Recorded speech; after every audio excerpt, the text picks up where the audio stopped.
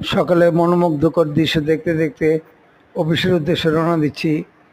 বর্ষার অপরূপ সাজে সেজেছে আমাদের বাংলাদেশের প্রকৃতি। দু চোখ যেদিকে যায় সবুজের সমারোহ, তারই মাঝে বর্ষার পানি। আসলে এইগুলি এক সময় পানিতে ছিল না, কিন্তু এখন বৃষ্টির কারণে, বর্ষার কারণে এভাবে পানি থই থই করছে। এরই মাঝে খুবই অপরূপ সৌন্দর্য, আসলে নয়নাভিরাম দৃশ্য।